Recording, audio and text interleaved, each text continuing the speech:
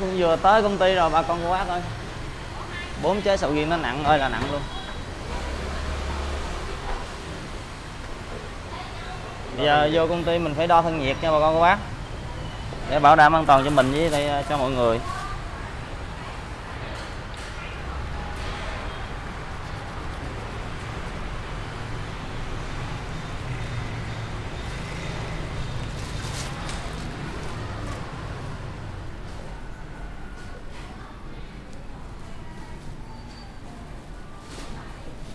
Dạ. Vụ gì vậy? Sầu riêng. Sầu riêng, anh đâu ăn sầu riêng. Hả? Sầu riêng đợt này ngon lắm. Vậy hả? Dạ. Trời. Mới cắt được mới về. Lựa 4 trái ngon nhất. 4 trái ngon nhất hả? Anh. Dạ, thơm phức không? Trời ơi, chỉ 4 trái hả? Anh ăn 2 trái được. Trời ơi, cái này nặng quá vậy. Cho anh Sơn với anh Khánh nữa. Anh Sơn Khánh hả? Rồi. Dạ. Anh 2 trái, anh Sơn anh Khánh. Rồi anh Sơn Khánh mỗi người 1 trái nè. Ủa, trái bự đi, anh ăn trái nhỏ thôi. Ủa nặng quá. Nó thơm. Ngon lắm. Cái này mới vậy, này là măng mới. Nói chung ế quá, nó tặng cái vô vậy trơn á, trời mệt quá.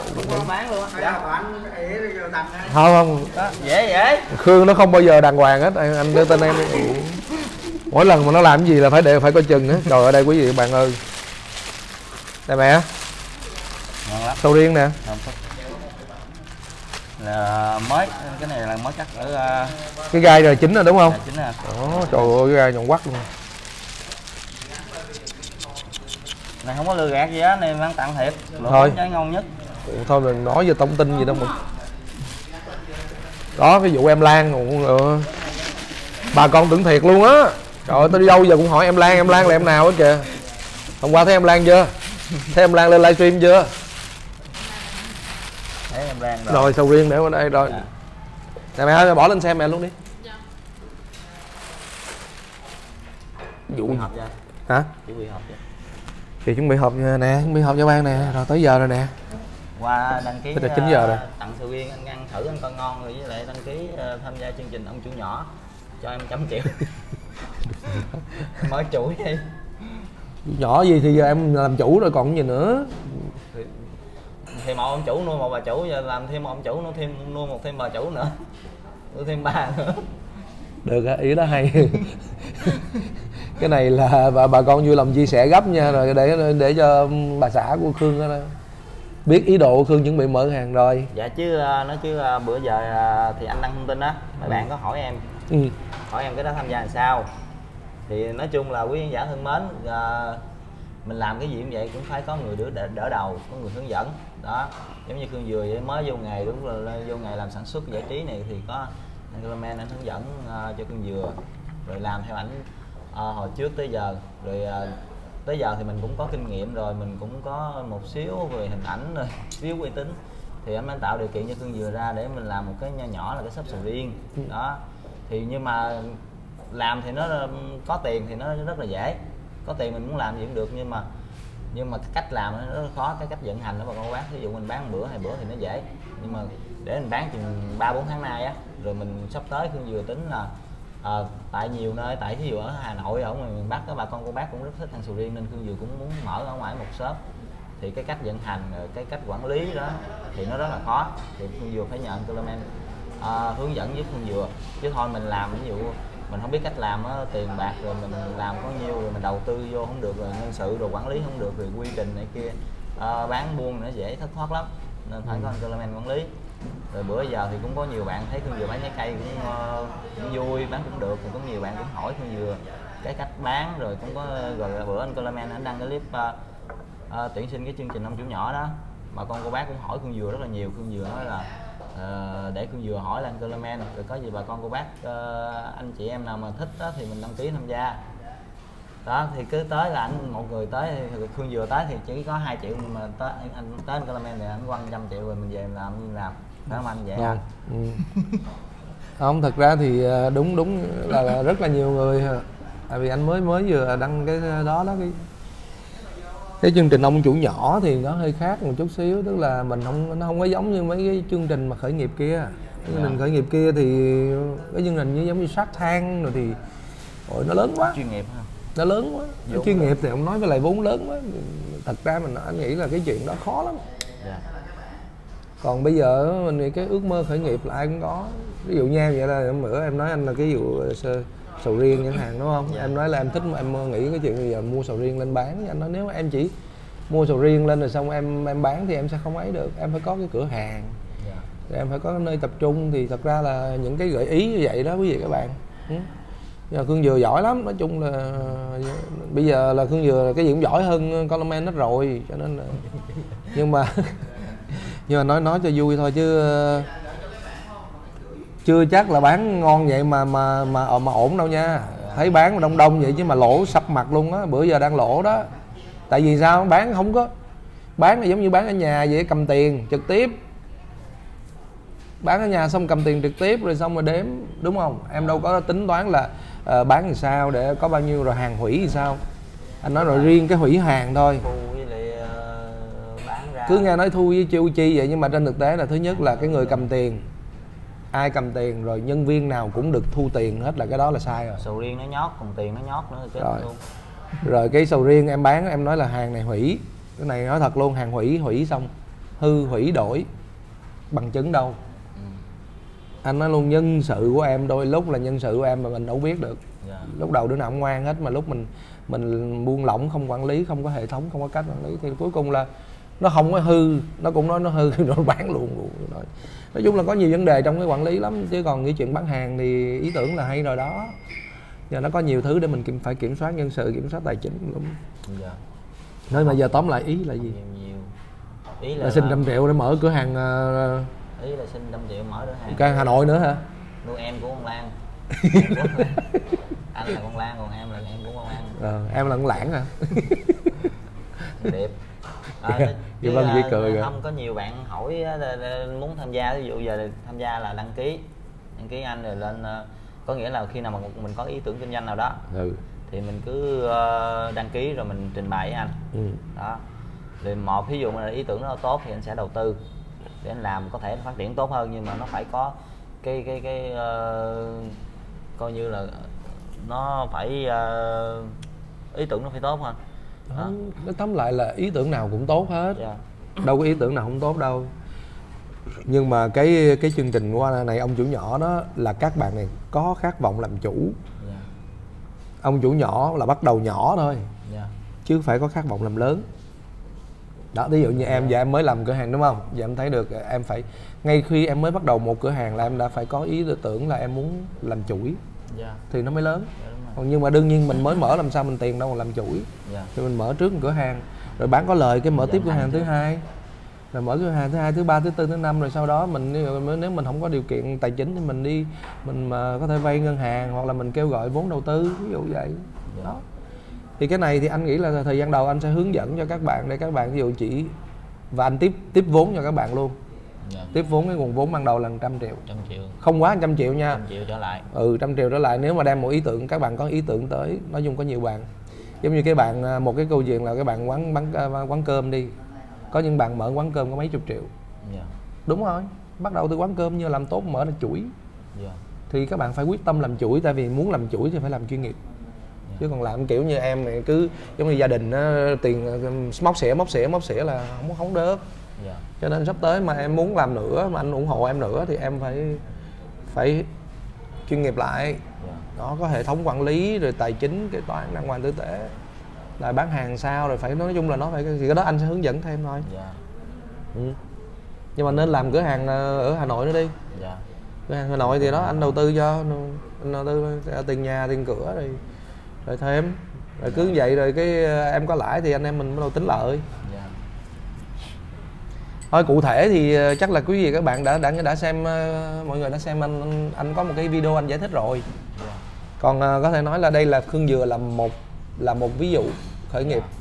Lúc đầu là chia sẻ thật với các bạn luôn, lúc đầu là đâu đó là Coleman tiếp quỹ cho Khương Dừa 50 triệu để làm cái sầu riêng đó. Lúc đó chưa có mặt bằng luôn, cho mượn mặt bằng ở bên Nón Lá.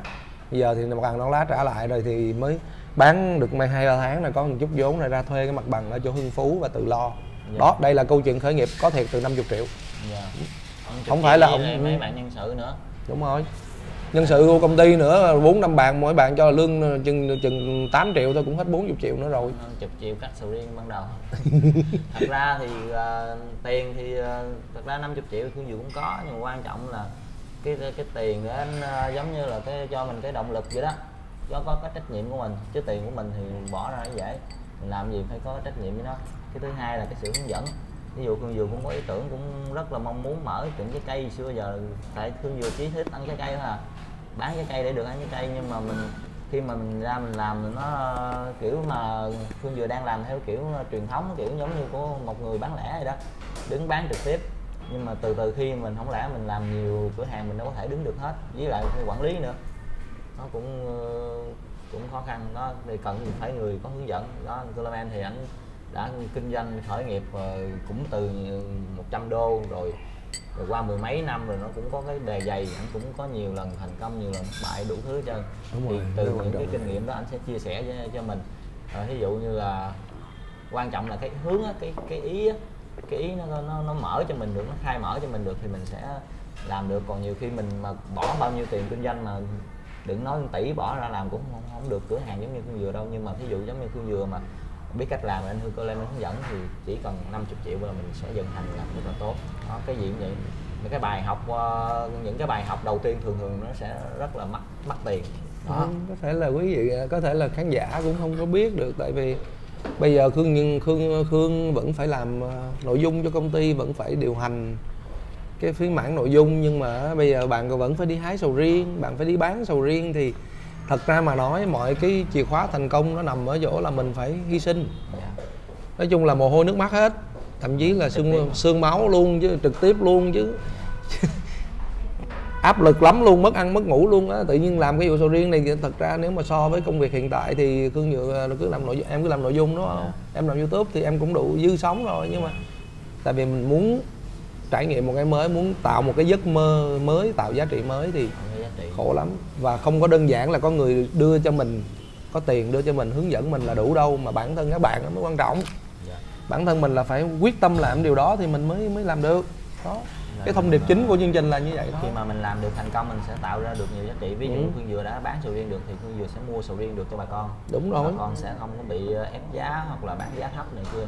Nói chung nó có đầu ra, mình giải quyết được, không có giải quyết được hết nhưng mà giải quyết được phần nhỏ ngay ở quê hương của mình thì mình cảm thấy rất là vui rồi. Đây nè, sáng nay đâu báo nè, đây là xoài cao lãnh, lãnh đủ vì mà bị mạo danh đó.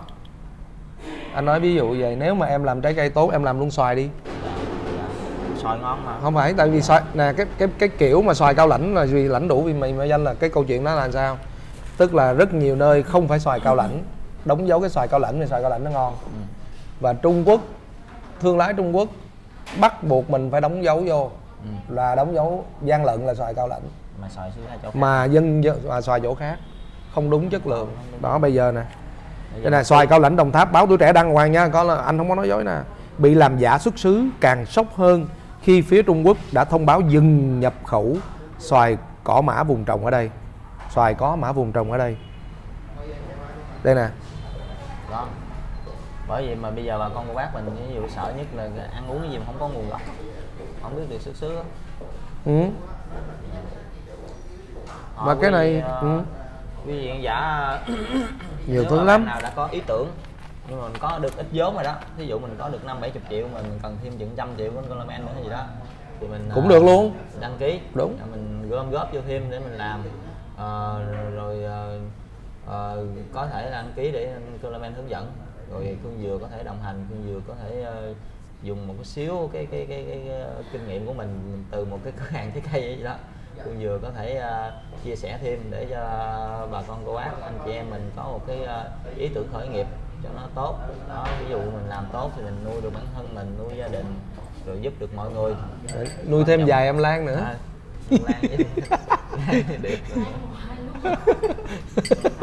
Lan hoài. Dạ, bà con nhé, đăng ký tham gia chương trình Ông Chủ Nhỏ nha. Và sắp tới Khương Dừa cũng có làm một chương trình nữa, nhưng mà nó hướng thì nó khác thôi với anh Coleman xíu. Đó là chương trình Cần Câu Cơm. Hai cái hướng đi nó hơi khác một xíu, nhưng mà cũng đều tạo ra cái giá trị của Khương Dừa là ở trong cái phạm vi gia đình. để giúp cái gia đình đó có một cái cần câu để câu cơm để sinh sống. Mưu sinh nữa. Mưu sinh, chỉ là mưu sinh thôi. Đủ để mưu sinh, đủ để mình sống. Còn cái chương trình này thì là hướng đến một cái ở một cái quy mô nó cao hơn, nhưng mà nó cũng không phải là quá cao, tại vì ai cũng có giấc mơ làm chủ mà, chắc chắn. Thì mình cứ mạnh dạn mình thử hết thôi bà con bác, chứ giờ ý tưởng mà không nói, cứ nghĩ trong đầu hoài mà không làm không biết. Nhiều khi làm ra thì mới thấy nó hay nó dở, chứ mình giữ đồng tôi có ý tưởng hay, tôi có ý tưởng hay, nói hoài tới năm 80 tuổi tôi cũng có ý tưởng hay nữa, chết luôn. Có nhiều người phải mạnh dạn lên làm gì cũng vậy. Nói chung là dám nghĩ dám làm. Có làm thì mới có biết có thành công, chứ ngồi mình nói nghĩ hoài. Nhưng mà cái đó mình còn trẻ, mình gắng thực hiện cái ý tưởng của mình, chứ để bây giờ thì nó cũng có ví dụ cũng dễ dàng hơn. Rồi thôi, cảm ơn em 2 trái sầu riêng nha. Đó 100 triệu anh. Giờ 2 trái sầu riêng này trị giá 100 triệu nè bà con. Bà con thấy sợ không đó? Cho xin 100 triệu để mở tiếp cái tiệm sầu riêng Khương Dừa ở ngoài Hà Nội nha bà con Hà Nội. Sắp tới Khương Dừa có chuẩn bị ra bánh bía nữa nha bà con cô bác. Đó đây là một cái hướng đó. Khương Dừa thì thích bánh bía, thích bánh bía sầu riêng này kia đó. Rồi và kính thưa luôn với khán giả luôn là không chỉ có bánh bía sầu riêng Khương Dừa, sắp tới sẽ còn cả dưa lưới Khương Dừa nữa. Đó bây giờ là ổng không chỉ là ổng phải đó khởi nghiệp. Khi mà bạn đưa ra một cái ý tưởng khởi nghiệp tốt rồi cái là Colorman ủng hộ luôn, rồi thậm chí Colorman đi tìm cái cách để phát triển sản phẩm, chứ Khương Dừa bận lắm đâu có thời gian đâu, phải đi lo làm YouTube. Thì khi mà Khương Dừa làm được một cái sản phẩm nào nó tốt rồi thì mình phải nghĩ ra những cái sản phẩm nó tốt hơn nữa đó, để mình phục vụ bà con cô bác. Sớm có dưa lưới Khương Dừa nữa đó. Trái cây sắp sửa xoài nữa, nhiều lắm. Chắc cho mình sẽ làm xoài. Khương Dừa muốn làm cái gì nông sản, nói chung là mình là người con của nông dân mà, mình thích làm cái gì nông sản gắn với bà con cô bác đó. Hy vọng là mình làm tốt thì bà con cô bác thì cũng đỡ phần nào hơn đó. Bà con cô bác ai mà ở quê mình á có những cái gì hay ho thì mình làm, mình bắt đầu làm, có nhiều cái hay lắm, thú vị lắm. Dạ thôi cảm ơn bà con ủng hộ nha. Chào tạm biệt bà con cô bác. Mạnh dạn đăng ký chương trình Ông Chủ Nhỏ nha. Ok.